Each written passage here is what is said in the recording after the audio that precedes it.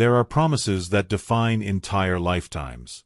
Vows that stretch across decades, testing the very fabric of devotion and desire. This is the story of a kiss that waited 70 years to happen. A kiss that was worth every single moment of waiting. A kiss that tasted of mortality, eternity, and everything beautiful that lies between. This is the story of Elena Marchetti and the vampire who loved her enough to let her live. The rain fell in heavy sheets over the cobblestone streets of Florence, turning the ancient city into a watercolor painting of blurred lights and shadows. Elena Marchetti stood outside the Biblioteca Nazionale, clutching a worn leather satchel to her chest. She was 23 years old, her dark hair plastered to her face, her simple cotton dress soaked through. But she was smiling. Inside that satchel was the first chapter of her novel. 3 years of stolen moments, of writing by candlelight after her family had gone to sleep, of pouring her soul onto paper. She had finally gathered the courage to show it to someone, a small publisher who had agreed to read her work. She didn't notice him at first. How could she? Adrian Thorne had perfected the art of invisibility over his 4 centuries of existence. He stood in the shadowed archway of a palazzo across the street, utterly still, watching her with the intensity of a predator who had just discovered something rare and precious. But Adrian wasn't hunting. Not in the traditional sense. He had been walking these streets for decades, a ghost in his own existence, going through the motions of feeding, surviving, existing without truly living. The world had lost its color for him somewhere around his 3rd century. But when he saw Elena standing in that rain, laughing at the sky as if it were the most beautiful thing in the world, something inside his dead heart stirred. Elena finally noticed the rain was stopping. Or rather, that it wasn't falling on her anymore. She looked up and saw a black umbrella extended over her head. And holding that umbrella was a man who took her breath away. He was tall, with sharp aristocratic features that seemed carved from marble. His eyes were an unusual shade of gray, almost silver, and they held depths that Elena couldn't begin to fathom. He wore an impeccable black suit that seemed utterly out of place in post-war Italy, where most men wore simple working clothes. But what struck her most was his smile. It was gentle, almost shy, as if he wasn't quite sure how to use it. "You'll catch your death," he said in perfect Italian, though his accent carried hints of somewhere else, somewhere older. Elena laughed. "I'm already soaked through. A little more rain won't hurt." "Still," he insisted, "allow me to walk you wherever you're going." Something in his eyes made her trust him instantly. Or perhaps it was something in her heart, recognizing its counterpart across the infinite divide between mortal and immortal. "I'm Elena," she said, accepting his offer. "Adrian," he replied, and when their eyes met, time itself seemed to pause. They walked through the rain-slicked streets of Florence, talking about everything and nothing. Elena told him about her novel, about her dreams of becoming a writer. Adrian listened with the attention of someone who had all the time in the world. Because he did. What Elena didn't know was that Adrian had made a decision in those first moments. He would not turn her. He would not make her what he was. She was too alive, too vibrant, too beautifully mortal. To transform her would be to kill everything that made her Elena. But neither could he walk away. So he chose torture. Sweet, exquisite torture. He chose to love her while she lived, to protect her from the shadows, and to let her remain human until her last breath. But first, they needed to set the terms. Elena and Adrian met every evening at the same café near the Arno River. They would talk for hours, about books and art, about history and dreams. Adrian was careful, so careful, to maintain the facade of humanity. He ordered coffee he never drank. He spoke about a past that was partially invented. He kept his distance, never touching her hand when he desperately wanted to, never leaning in for the kiss that haunted his every thought. But Elena was falling in love, and Adrian knew it. He could hear it in the quickening of her heartbeat when he arrived. He could see it in the way her eyes sought him out in any room. He could smell it in the change of her scent, the pheromones of attraction and affection. And he was falling too, in a way he hadn't believed possible. After centuries of existence, this young woman with ink-stained fingers and dreams bigger than herself had awakened something in him that he thought had died long ago. Hope. It was on a warm summer evening, with the Tuscan sun setting in brilliant shades of orange and gold, that Elena finally worked up the courage to kiss him. They were walking along the river, and she simply stopped, turned to him, and stood on her tiptoes, her eyes closing, her lips parting. Adrian caught her shoulders gently, stopping her an inch before their lips could meet. "Elena," he whispered, his voice rough with centuries of control barely maintained. "There's something you need to know about me." And there, as the sun finally dipped below the horizon and the stars began to emerge, Adrian told her the truth. He told her what he was, what he had been for 400 years. He expected her to run, to scream, to call him a monster. Instead, Elena took his face in her hands and said, "I know. You know." Adrian's silver eyes widened in genuine shock. "I've suspected for weeks," Elena said softly. "The way you never eat. The way you're never in the sun. The way you're always cold to the touch. The way you move, like gravity affects you differently. Adrian, I'm a writer. I notice things. I observe. And I've read enough folklore to recognize the truth when it's standing in front of me." Adrian pulled away from her, his face twisted in anguish. "Then you know why we can never be together." "Elena, I can't. I won't make you like me. You're too alive, too brilliant. To turn you would be to destroy you. And I care for you too much to do that." "Then don't," Elena said simply. "Don't turn me. Let me live my life, Adrian. Let me be human, grow old, experience everything that mortality has to offer. But don't leave me. Stay with me. Be part of my life, however you can." "That would be torture," Adrian breathed. "To watch you age, to know that every day brings you closer to death while I remain frozen in time. Elena, you're asking me to love you and lose you. Isn't that what love is?" Elena challenged, her dark eyes fierce. "A beautiful risk? A choice to care for someone knowing that it might hurt? Adrian, I would rather have 50 years with you, whatever form that takes, than a lifetime without you." They stood in silence for a long moment, the river flowing past them, eternal and indifferent to mortal concerns. "I want to kiss you," Adrian finally said, his voice barely above a whisper. "I want it more than I've wanted anything in centuries. But Elena, if I kiss you now, I don't know if I'll have the strength to let you go. I don't know if I can watch you live your life, make other friends, perhaps marry someone else, have children, grow old. I don't know if I'm strong enough for that." Elena considered this, her brilliant mind already working through possibilities. "Then let's make a pact," she said. "A promise to each other." "What kind of pact?" "I have responsibilities," Elena explained. "My parents are getting older. They'll need care as they age. My younger brothers, Marco and Luca, they're only teenagers. They need guidance, someone to help them become good men. And my novel, my dream of being a writer. These are the missions of my human life, Adrian. These are the things I need to accomplish." "I don't understand," Adrian said, though hope was beginning to kindle in his chest. "We'll make a promise," Elena continued, her voice steady and sure. "We won't kiss, won't become intimate, until I've completed the last of my missions.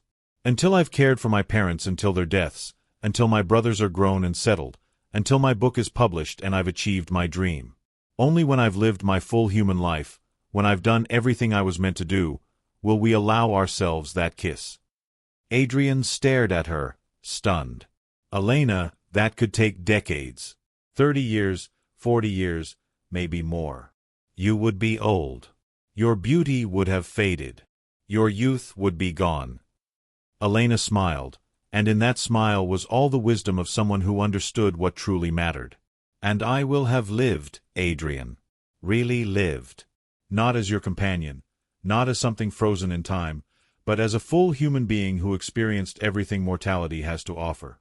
And you will have protected me, guided me, been with me through all of it. And when that final mission is complete, when I'm old and gray and my life is behind me, then we'll have earned that kiss. It will be worth the wait." "And after?" Adrian asked, his voice breaking. "After we kiss? What then?" "Then I die," Elena said softly. "I die human, having lived fully, and you let me go. No transformation, no immortality. Just a life well lived and a love that transcended the boundaries between your world and mine. Adrian felt something he hadn't experienced in centuries. Tears. They didn't fall, couldn't fall, but they burned behind his eyes nonetheless. You're asking me to love you and lose you, he repeated. No, Elena corrected. I'm asking you to love me precisely because you'll lose me. To make every moment matter because it's finite. That's what makes it beautiful, Adrian. That's what makes it real. And so, there on the banks of the Arno River, as Florence slept around them, they made their pact. A promise sealed not with a kiss, but with clasped hands and eyes locked in understanding. They would love each other for as long as Elena lived, but they would wait for that one perfect kiss until she had completed every mission of her mortal life. It was a promise that would be tested in ways neither of them could imagine. A promise that would require strength beyond measure and faith beyond reason. But it was their promise, and they would honor it, even if it took a lifetime. The years that followed were beautiful and agonizing in equal measure. Adrian became a constant presence in Elena's life, but always at a careful distance. He was her friend, her confidant, her guardian angel who appeared at precisely the right moments. But never her lover. Never even her kiss. He helped her get her manuscript to the right publishers, using his connections from centuries of accumulated wealth and influence. He introduced her to editors and literary agents, always from the shadows, always making it seem like her own hard work had opened the doors. And it had. Her talent was real. Adrian just made sure the right people saw it. When Elena's novel was finally published in 1956, it was a modest success. Nothing that would make her famous, but enough to establish her as a serious writer. Adrian was there at her publication party, standing in the back of the room, watching her shine as she signed books and spoke with readers. She caught his eye across the crowded space, and they shared a smile. So much said in that simple exchange. I'm proud of you. Thank you for being here. We're doing this. We're keeping our promise. But life, as it does, brought challenges. In 1958, Elena's father fell ill. A stroke that left him partially paralyzed. Elena put her writing aside and devoted herself to his care. She bathed him, fed him, read to him, held his hand during the dark nights when pain kept him awake. It was exhausting, heartbreaking work. But it was her mission, and she never complained. Adrian was there, always. He couldn't help during the day, his curse preventing that. But every evening, he would arrive at the Marchetti home. He would sit with Elena's father, telling him stories from history that he claimed to have read in books. Stories of wars and kings, of artists and revolutionaries. The old man loved these visits, and Elena knew that Adrian was using some subtle influence to ease her father's pain, to give him peaceful sleep. One night, after her father had finally drifted off, Elena and Adrian sat together in the small kitchen. She was exhausted, her hair pulled back in a messy bun, her dress rumpled from a long day of caregiving. "This is harder than I imagined," she admitted softly. Watching him fade away, knowing that each day might be his last. Adrian reached across the table and placed his cold hand over hers. It was the most intimate contact they allowed themselves. "You're doing beautifully," he said. "Your devotion to him is extraordinary. Is this what it's like for you?" Elena asked suddenly. "Watching people you care about age and die. This constant awareness of mortality." Adrian was quiet for a long moment. "Yes," he finally said. "And no. For most of my existence, I remained detached. I didn't allow myself to care enough for it to hurt. But you, Elena, with you, I've chosen the pain. I've chosen to care, knowing exactly how this ends. And I regret nothing." Elena turned her hand over, threading her fingers through his. "Sometimes I want to kiss you so badly it physically hurts," she whispered. "I know," Adrian breathed. "I hear your heartbeat accelerate every time I enter the room. I see the way you look at my lips when we talk. I want it too, more than you can possibly imagine. But we made a promise, my love. And the longer we wait, the more that kiss will mean. You called me your love, Elena said, a tear sliding down her cheek. You are, Adrian said simply. You have been since that rainy day in 1953. You will be until the last star burns out. They sat like that until dawn began to threaten, when Adrian had to leave. But that conversation sustained them both through the difficult days that followed. Elena's father died in the spring of 1959. It was a peaceful death, with his children around him. Elena held one hand, her mother the other, and her brothers stood at the foot of the bed. But Elena could feel Adrian's presence just outside the window, a shadow that brought her comfort even in her grief. At the funeral, Adrian stood apart from the mourners, hidden among the cypress trees of the cemetery. Elena saw him there and felt a surge of gratitude so powerful it nearly brought her to her knees. He had been there for every step of this journey. He had helped her honor her father, ease his passing, and he had never once asked for anything in return except the right to stand beside her, even from a distance. After her father's death, Elena thought she might be able to breathe again, to return to her writing. But life had other plans. Her mother, grief-stricken and lost, fell into a deep depression. Elena put her own grief aside and focused on bringing her mother back to life. She cooked meals, forced her mother to eat, took her for walks, slowly, patiently, helped her find reasons to live again. And through it all, Adrian was there. He brought flowers that mysteriously appeared on the doorstep. He arranged for Elena's brothers to get scholarships to good schools.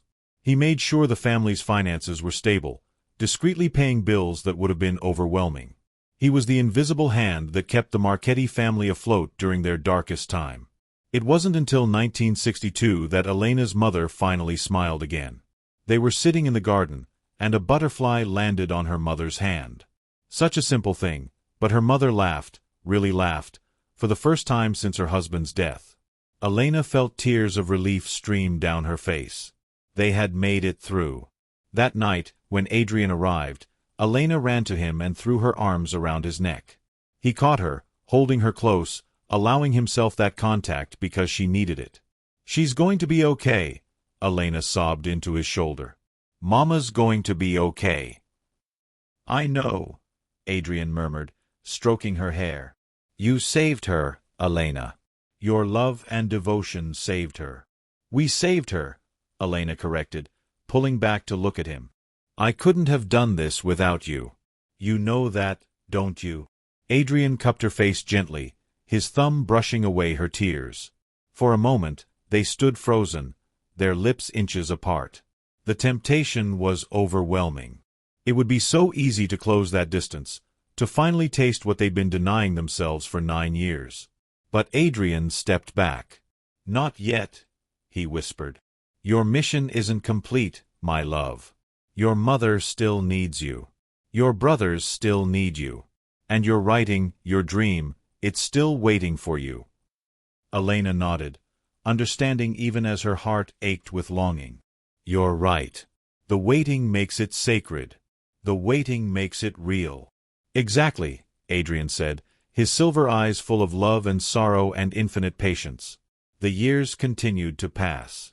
Elena cared for her mother, who slowly regained her strength and eventually found a new purpose in life, volunteering at the local church and doting on her sons. Marco became an engineer, Luca a teacher. Both good men, just as Elena had promised to make them. Through all of it, Adrian watched, protected, and loved from the shadows. He intervened when Marco nearly made a terrible business decision, anonymously providing information that saved the young man from ruin. He arranged for Luca to meet a wonderful woman who would become his wife. He was the guardian angel that none of them knew they had, except Elena. And every evening, when the day was done and the house was quiet, Adrian and Elena would sit together and talk. Sometimes about nothing, sometimes about everything. They discussed books and philosophy, history and art. They shared their fears and hopes. They grew closer with each passing year, even as they maintained the agonizing distance required by their pact. Sometimes the frustration would boil over. Elena would cry, angry at the universe for making her wait, for making their love so complicated. Adrian would hold her, his own frustration a quiet, ancient thing that he kept carefully controlled. But they never broke their promise. Not once. Time has a strange quality when viewed across decades. Individual days might drag, but years seem to fly past. Before Elena quite realized it, she was 40 years old. The lines around her eyes were deeper, her dark hair threaded with silver. Her hands, once smooth and young, bore the marks of a life fully lived. Work, care, love, and loss had all left their traces on her skin. But her eyes, those deep brown eyes that Adrian had first fallen in love with, remained unchanged. Full of fire, intelligence, and an unwavering determination to see their pact through to its completion. Her mother passed away peacefully in 1970, at the age of 78. It was a death without pain, a slipping away in sleep. Elena grieved, but there was peace in that grief. She had kept her promise. She had cared for both parents until their natural ends. She had eased their pain, celebrated their joys, and given them the final years they deserved. One mission complete. After her mother's funeral, Adrian met Elena at their favorite spot by the Arno River. It was the same place where they'd made their pact 17 years earlier. They stood together in silence for a long time, watching the water flow past. "That's one," Elena finally said softly. "One," Adrian agreed. "Your parents are at peace, Elena. You honored them beautifully." "I'm 40 years old," Elena said, a note of wonder in her voice. "We've been holding to this promise for 17 years. Sometimes I can't believe we've lasted this long without breaking." "Sometimes I can't either," Adrian admitted. "There are nights when the desire to kiss you is so overwhelming that I have to leave, to put distance between us. The other evening, when you were reading by the window and the lamplight caught your profile, I almost broke. You were so beautiful, Elena. You still are. Age hasn't dimmed that. It's only made you more luminous." Elena turned to him, her eyes searching his face. "Do you regret it? This pact? This waiting?" "Never," Adrian said with absolute certainty. "Not for a single moment. Elena, these 17 years have been the most alive I've felt in 4 centuries. Yes, it's torture. Yes, it's painful. But it's also beautiful. Every conversation we have is precious because we can't seal it with a kiss. Every touch of hands means more because it's all we allow ourselves.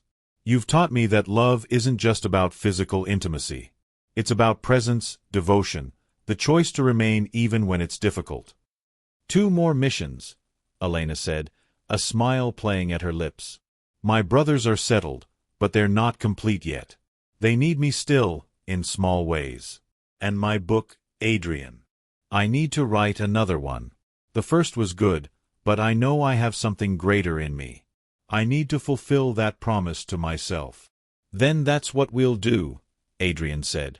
"I'll be here, just as I always have been, for as long as it takes." And he was. Elena's brothers did still need her.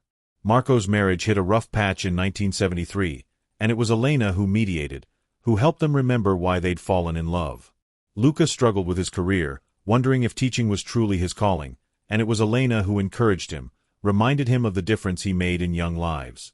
By 1975, both brothers were truly settled, happy in their lives and families. 2 missions complete. That left only the book. And this, ironically, proved to be the longest mission of all. Elena had published several short stories over the years, maintaining her presence in the literary world. But the novel, the great novel she knew she had in her, remained elusive. She wrote and rewrote, started and stopped, filled notebooks with ideas that never quite coalesced into the story she knew she needed to tell. "Maybe I'm not meant to write it," she said one evening in 1978. She was 48 years old now, her hair more silver than black. They were in her small apartment, surrounded by books and papers. "Maybe I was only meant to write one novel." "I don't believe that," Adrian said from where he sat by the window. "You have a story burning in you, Elena. I can see it in your eyes. You're just afraid of it." "Afraid?" Elena bristled. "What would I be afraid of?" "Of finishing," Adrian said gently. "Because when you finish that book, when it's published and your dream is complete, that's it. All your missions will be done. And then we kiss," Elena finished softly. And then I die. The words hung in the air between them, heavy with truth. I'm not ready, Elena whispered. Adrian, I'm not ready to die. I thought I would be. I thought by the time I'd completed all my missions, I'd be tired, ready to let go. But I'm not. There's still so much I want to do, so much I want to see.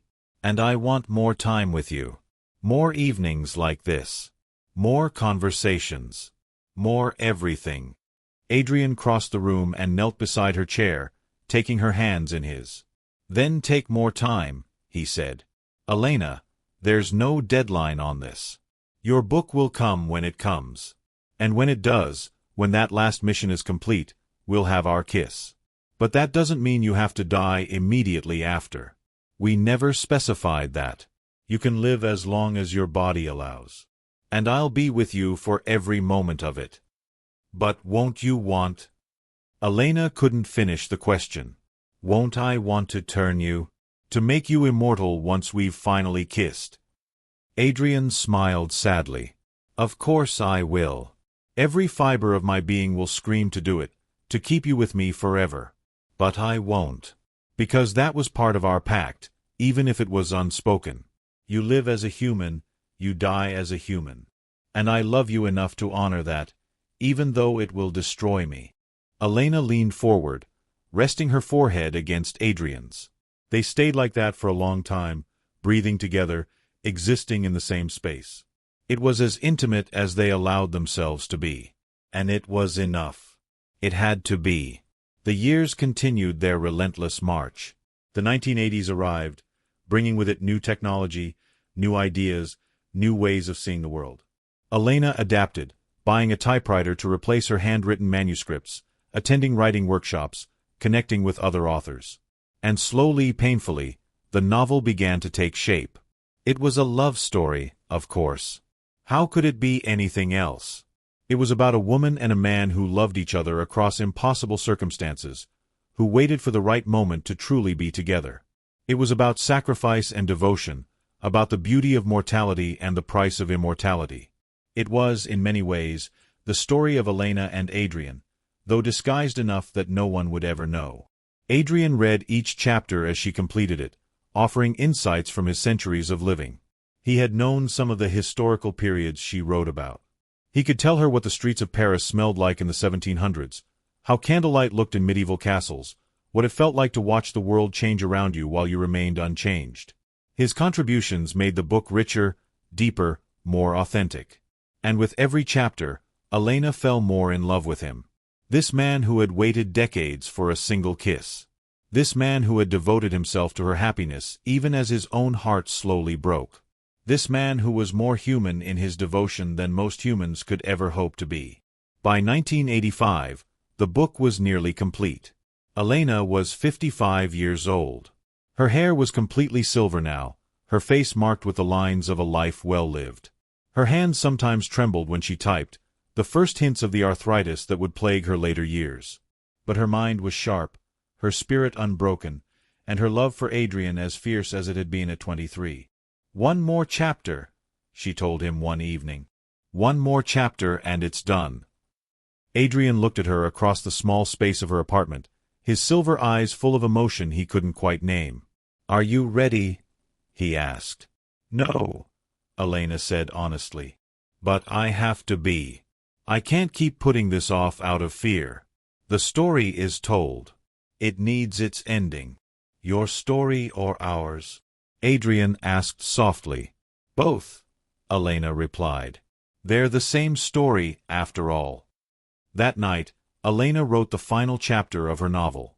She wrote through tears, through joy, through the bittersweet understanding that she was closing a door on an entire phase of her life. When she finally typed the last word, the sun was beginning to rise. She had worked through the entire night. Adrian had stayed with her, sitting silent in the corner, just his presence alone enough to give her the courage to continue. As the dawn light began to filter through the curtains, he stood to leave. He couldn't stay once the sun rose. It's done, Elena said, her voice hoarse from crying. Adrian, it's done. The book is finished. He crossed to her and pressed a kiss to the top of her head, the only kiss he allowed himself. "I'm proud of you," he whispered. "Now rest. And when you wake up, we'll begin the process of getting it published." "And then?" Elena asked. "And then, when it's truly published, when your dream is completely realized, we'll have our kiss," Adrian said. "Our one perfect kiss. The kiss we've waited 32 years for." Getting a novel published is never a quick process, but getting a novel published by a 55-year-old woman whose last book came out 30 years ago proved especially challenging. Publishers were skeptical. They wanted younger voices, fresh perspectives. They didn't see the market for a historical romance written by someone who had lived through much of the history she wrote about. But Elena persevered. And, as always, Adrian was there. He used his connections, his wealth, his influence. Not to buy her success, but to make sure the right people read her manuscript. To ensure that her voice was heard above the noise. It took 3 years. 3 years of rejections and revisions, of near misses and crushing disappointments. Elena turned 58. The arthritis in her hands worsened. She developed high blood pressure. Her body was beginning to fail in the small ways that bodies do as they age. But in 1989, a publisher finally said yes. A small but respected literary house decided to take a chance on Elena's novel. They saw what she had poured into those pages, the decades of love and loss and longing. They understood that she had written something timeless. The book was published in the spring of 1990. The Eternal Wait was its title. Elena was 60 years old. The launch party was small but warm, held in an independent bookstore in Florence. Elena's brothers were there with their families. Fellow writers attended. Readers who had loved her first book 3 decades ago came to support this new work. And in the back of the shop, standing in the shadows as he always did, was Adrian. He hadn't aged a day. He still looked like a man in his mid-30s, impossibly handsome, utterly out of time. They caught each other's eyes across the crowded space, and Elena's breath caught in her throat. After 60 years, after all the waiting and sacrifice, all the missions were complete. Her parents were gone, mourned and honored. Her brothers were grown, settled, happy. And now, finally, her book was published. Her dream was realized. Which meant, "I need some air," Elena told her brothers, her voice suddenly shaky. She stepped outside into the warm spring evening, and Adrian followed her. They walked in silence to their spot by the Arno River, the place where everything had begun so long ago. "It's done," Elena said when they finally stopped walking. "Every mission is complete. Adrian, I kept my promise. I lived my whole life. I did everything I set out to do." "You did," Adrian agreed, his voice rough with emotion. "Elena, you were magnificent. The way you cared for your parents, the devotion you showed your brothers, the beauty you created with your writing. You lived one of the fullest human lives I've ever witnessed. And I was privileged to see every moment of it." Elena turned to face him fully. She was 60 years old. Her hair was white as snow. Her face was lined with wrinkles. Her hands shook slightly from the arthritis. She was everything that society said was no longer beautiful, no longer desirable. But when Adrian looked at her, he saw only perfection. "So now what?" Elena asked. "Do we kiss right now? Tonight?" Adrian shook his head slowly. "Not yet. There's something we need to discuss first. Something I need to offer you, even though I know what your answer will be." "The transformation," Elena said. It wasn't a question. "Yes," Adrian confirmed. "Elena, I could turn you. Right now, tonight. I could make you what I am. You would stop aging. Your arthritis would disappear. You would have centuries, millennia even, ahead of you. We could be together, truly together, without the shadow of death hanging over us." "But," Elena prompted. "But it would mean becoming something other than human," Adrian finished. "It would mean feeding on blood, avoiding the sun, watching everyone you know continue to age and die while you remain frozen.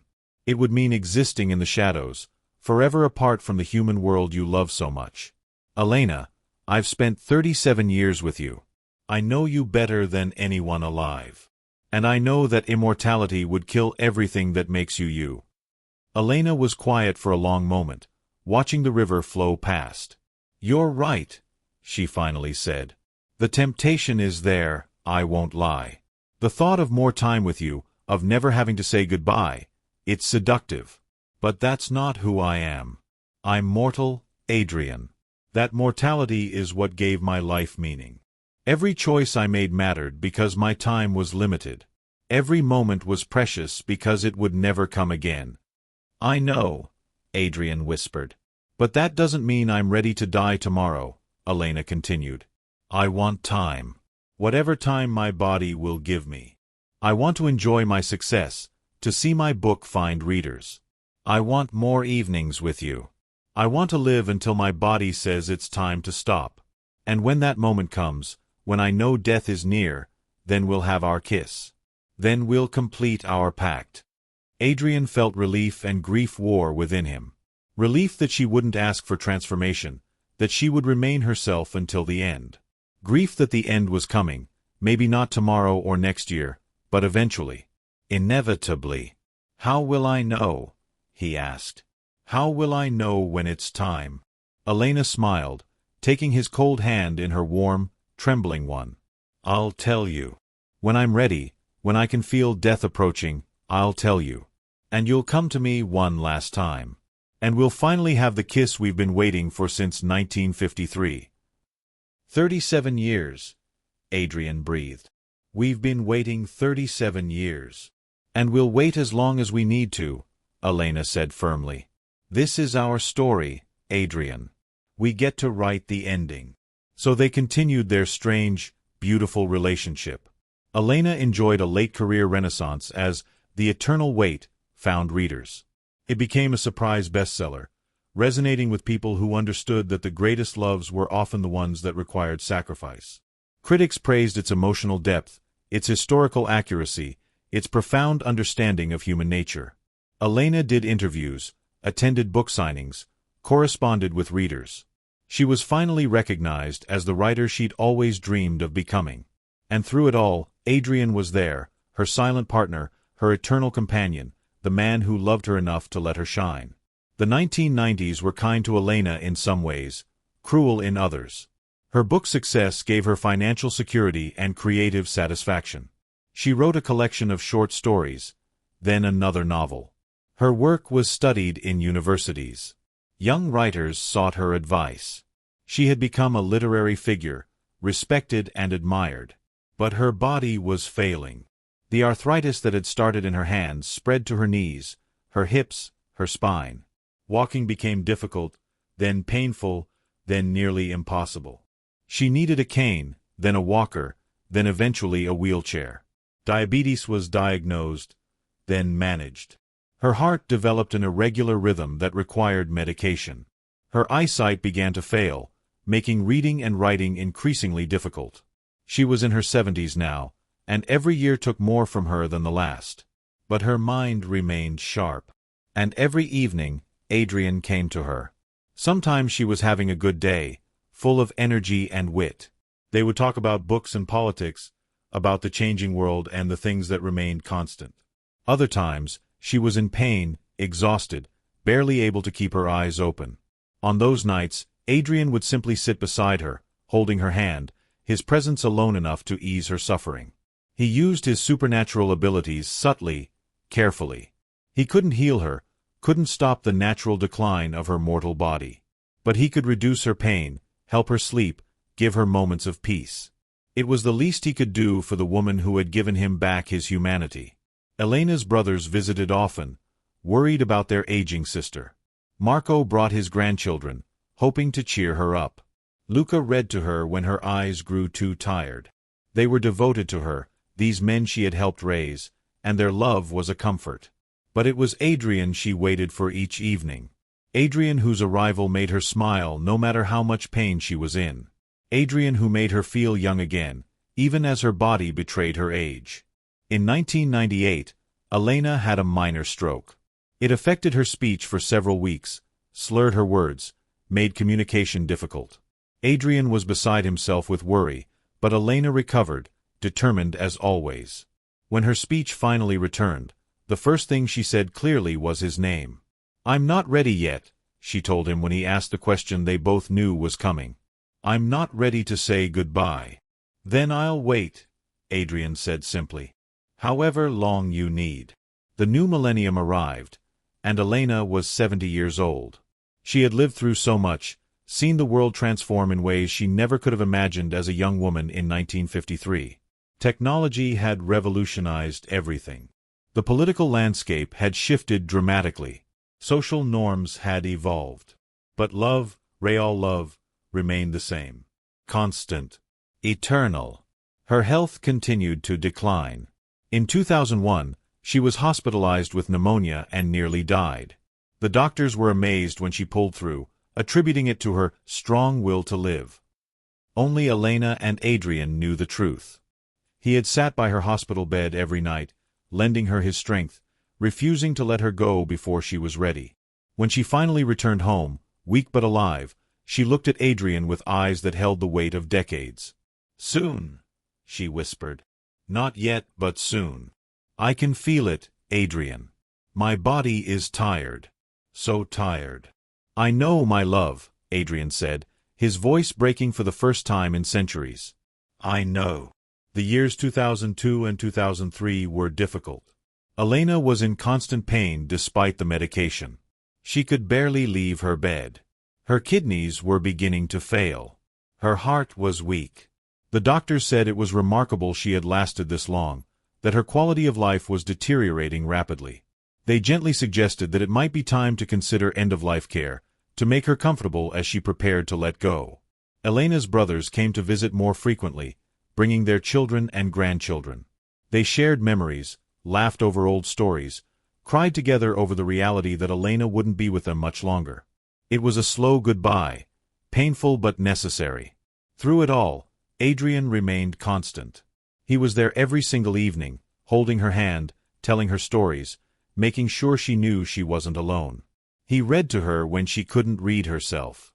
He described the sunset she could no longer see from her window. He was her connection to the world, her anchor, her reason to hold on. One evening in October 2003, Elena asked him to help her sit up.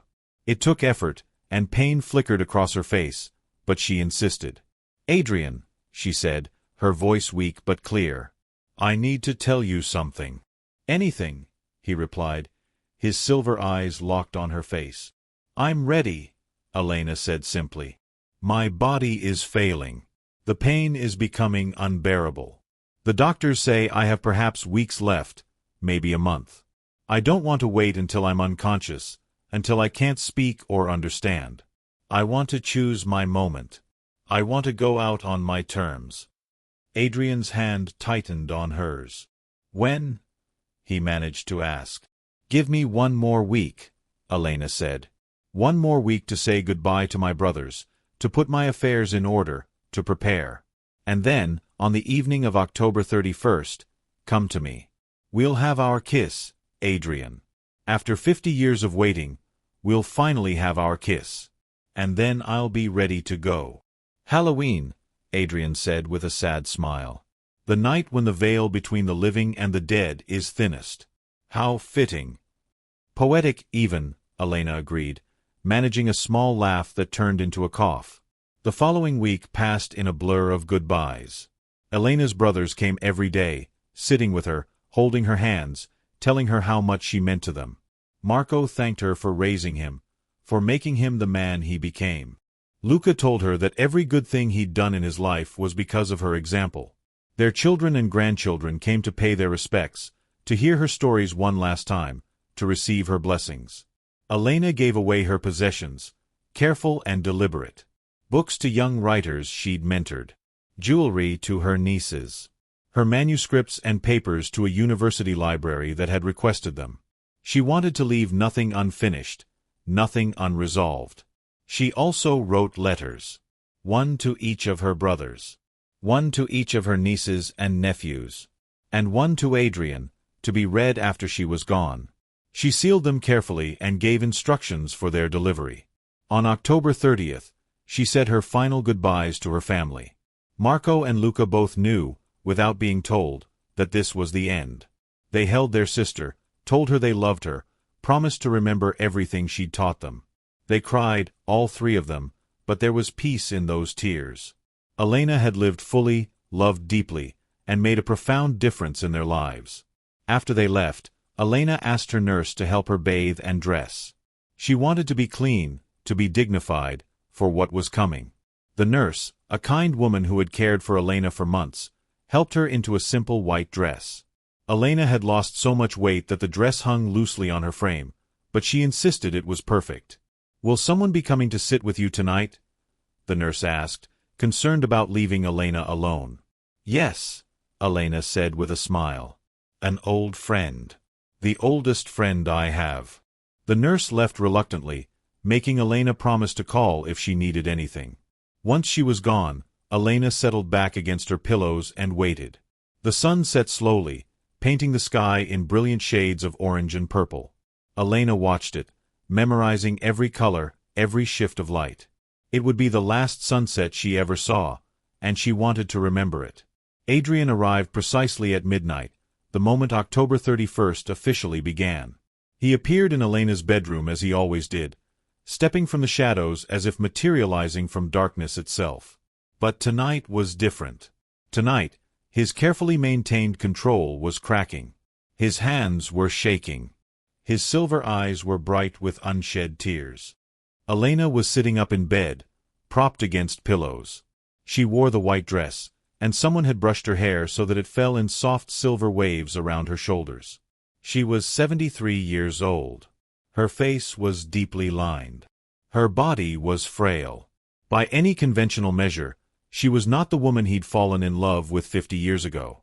But when Adrian looked at her, he saw everything. He saw the young woman laughing in the rain. He saw the devoted daughter caring for her parents. He saw the loving sister raising her brothers. He saw the passionate writer pouring her soul onto paper. He saw every moment of their 50 years together, layered over her face like a palimpsest of memories. "Hello, my love," Elena said softly. "Hello," Adrian breathed, unable to say anything more articulate. "Come sit with me," Elena invited, patting the bed beside her. Adrian crossed the room and carefully sat on the edge of her bed. They had shared space like this thousands of times over the decades, but tonight it felt different. Final.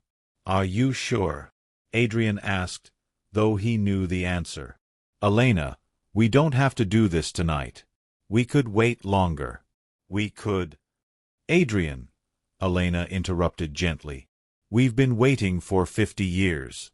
And I am sure. My body is failing. In a few more days, I'll be unconscious, and then I'll die anyway. But tonight, right now, I'm still here. I'm still me. And I want to complete our pact while I still can. I want that kiss we promised each other. I want to taste what we've been denying ourselves all these years. And then I want to close my eyes and let go, knowing that I lived a full life and loved the most extraordinary man in existence." Adrian took her hand, the one that trembled with age and illness. "I've loved you since that rainy day in 1953, he said. "I'll love you until the universe ends. And beyond, if there's anything beyond." "I know," Elena said. "I've always known. Your love has been the constant in my life, Adrian. Through every joy and every sorrow, you've been there. You kept your promise. You let me live my life, fully human, experiencing everything mortality had to offer. And it was beautiful. All of it. Even the pain, even the loss. It was all beautiful because it was real." "Tell me about it," Adrian said. "Tell me what it was like, this mortal life you chose." Elena smiled, her eyes going distant with memory. "It was exquisite," she said. "Every sensation was heightened because I knew it wouldn't last forever. Food tasted better because I knew someday I wouldn't be able to taste it. The sun felt warmer because I knew there would be a last day I'd feel it on my skin. Love was deeper because I knew loss was inevitable. Adrian, you asked me once if I regretted our pact, if I regretted not becoming what you are. And I can tell you now, at the end, I regret nothing. This mortal life, with all its pain and brevity, was worth every moment. "You're extraordinary," Adrian whispered. "No," Elena corrected. "I'm human. Beautifully, perfectly human. And that's enough. It's always been enough." They sat in comfortable silence for a while, just being together. The clock ticked steadily, marking the passage of time. Outside, the world went on, indifferent to the profound moment happening in this small bedroom. Finally, Elena spoke again. "I'm tired, Adrian. So very tired. My body is ready to rest. Will you help me?" "How?" Adrian asked, though he thought he knew. "Lie beside me," Elena said. "Hold me. And when we kiss, when we finally have that kiss we've been waiting for, just don't let go. Stay with me until I'm gone. Let your face be the last thing I see. Let our kiss be the last thing I feel. Can you do that for me?" Adrian felt something break inside him, but he nodded. "Yes," he managed. "I can do that." He moved carefully, gently, arranging himself beside Elena on the bed. He put his arm around her shoulders, drawing her close. She was so light, so fragile, like a bird made of paper and wishes. He could hear her heart beating, slow and irregular. He could smell the scent of her, changed by age and illness, but still fundamentally Elena. "I have something for you," Elena said suddenly. She reached for the nightstand with a trembling hand and produced an envelope. "It's a letter. For after. Promise me you won't read it until I'm gone." Adrian took the envelope, his name written in Elena's shaky handwriting across the front. "I promise," he said, tucking it carefully into his jacket. "Good," Elena said. She settled back against him, her head on his chest. "Now tell me a story. Tell me something beautiful." So Adrian did. He told her about the first time he saw her, standing in the rain outside that library. He told her how his dead heart had stirred when she laughed at the sky. He told her about every small moment he'd treasured over the years. The way she bit her lip when she was concentrating on her writing. The way her eyes lit up when she had a new idea. The way she hummed while cooking. The way she'd always reach for his hand in the darkness, seeking comfort and connection. He told her how she'd changed him, how loving her had made him more human than he'd been in centuries. How she'd taught him that immortality wasn't about time, but about meaning. That a single mortal life, fully lived, was worth more than 1,000 empty years. "You saved me," Adrian whispered. "I was lost before I met you, Elena. Going through the motions of existing without ever truly living. But you showed me what it meant to be alive. Even though I'm not. Even though I can't be. You gave me back my humanity. And you gave me an extraordinary love," Elena murmured. Her voice was getting weaker, her breathing more labored. "Adrian, I think it's time." Adrian's arm tightened around her. "Are you in pain?" he asked. "No," Elena said. "Your presence eases it, like it always has. I can feel myself letting go. My body is ready. I'm ready. Adrian, will you kiss me now? Please." For 50 years, they had waited for this moment.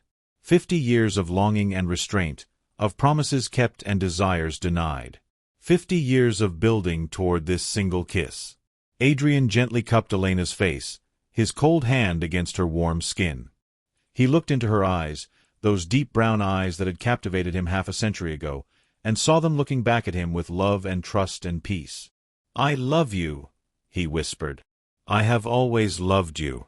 I will always love you." "I know," Elena breathed. "Now kiss me, Adrian. Kiss me like we've been waiting 50 years for this moment. Because we have." Adrian leaned down, closing the distance between them that they'd maintained for 5 decades. Their lips met softly, gently, a kiss that held within it every unspoken word, every denied embrace, every moment of longing they'd endured. And it was perfect. It was worth the wait. Every agonizing year, every moment of restraint, every time they'd pulled away from temptation, it had all been building to this. The kiss was tender and passionate, sweet and sorrowful, an ending and a completion all at once.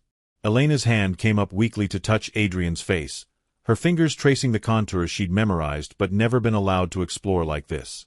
She poured everything she had into that kiss. All her love, all her gratitude, all her joy at having known him, at having loved him, at having shared this impossible, beautiful journey with him. Adrian tasted salt and realized they were both crying. Tears streaking down his face for the first time in 400 years. Tears of grief and love and gratitude and unbearable loss. He felt the moment her heart began to slow. The moment her breath became shallower. The moment her grip on his face weakened. But he didn't pull away.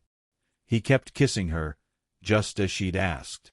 He held her close and let their kiss be the bridge between life and death, between the mortal and the immortal, between the temporary and the eternal. Elena's heart beat one final time against his chest, and then it stopped. But her lips were still warm against his. Her last breath was shared with him. Her final moment was wrapped in love. Adrian finally, slowly, pulled back. Elena's eyes were closed, a peaceful expression on her face. She looked younger somehow, as if death had erased the years and revealed the girl she'd once been. There was a slight smile on her lips. She had died happy. She had died loved.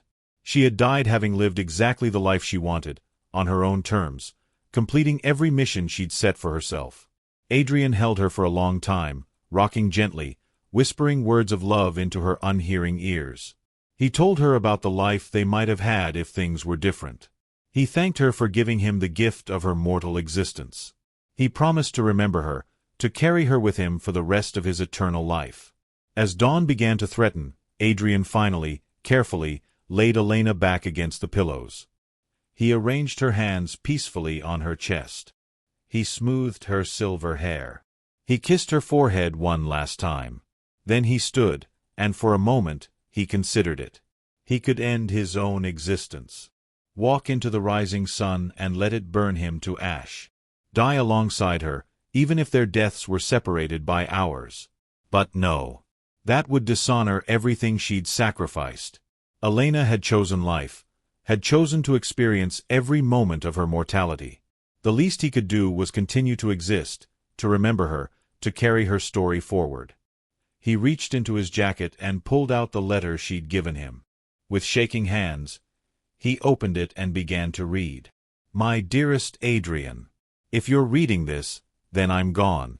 And you're devastated. I know you are. I can imagine you standing in my room, holding this letter, trying to figure out how to continue existing without me. So let me help you, one last time. First, know this, I have no regrets. None. Our 50 years together were the greatest gift of my life. Yes, there were moments when I wanted to break our pact, when the longing for your kiss was almost unbearable. But the waiting made it sacred. It made every moment we shared matter more. It made our love deeper than any I've ever read about or imagined. You gave me something precious, Adrian. You gave me my life. You could have turned me, made me immortal, kept me with you forever. But you loved me enough to let me be human, to let me experience everything that mortality offers. The joy and the pain.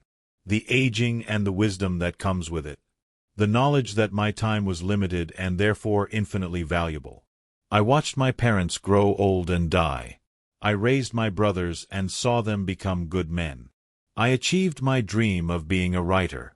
I lived, Adrian. Really lived. And all of it was sweeter because you were there, watching over me, protecting me, loving me from your careful distance. Now I need you to do something for me. I need you to keep living. I know the temptation will be strong to end your existence, to walk into the sun and join me in whatever comes after. But please don't. Please keep going.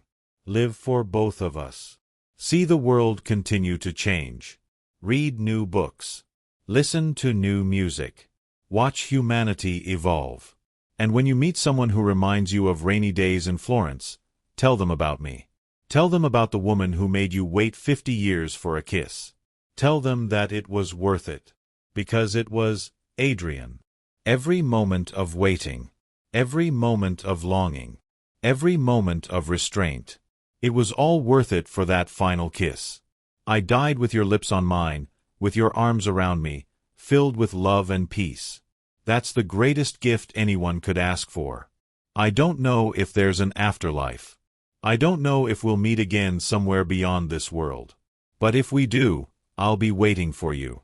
And this time, my love, no waiting. This time, we'll have eternity. Thank you for 50 years of the most extraordinary love I could have imagined. Thank you for keeping your promise. Thank you for letting me be human until the very end. I love you. I will always love you. In this life and whatever comes after. Yours forever, Elena. Adrian read the letter 3 times, tears streaming down his face. Then he carefully folded it and placed it back in the envelope, tucking it close to his heart. The sun was rising, and he needed to leave. But as he moved toward the window, he paused and looked back at Elena one last time. She looked peaceful, content, as if she were simply sleeping. "Goodbye, my love," he whispered. "Thank you for teaching me what it means to truly love someone. Thank you for our 50 years. Thank you for that perfect kiss. I'll carry you with me forever." Then Adrian Thorne stepped into the shadows and disappeared, leaving behind the body of the woman who had changed his entire existence. But he carried her with him, in his heart, in his memories, in the very fabric of his being. And he would continue. He would live as she'd asked. He would remember. He would tell their story. Because some loves are worth waiting for. Some loves transcend the boundaries between mortal and immortal. Some loves are so powerful that they echo through eternity. And the love between Adrian Thorne and Elena Marchetti was one of those loves.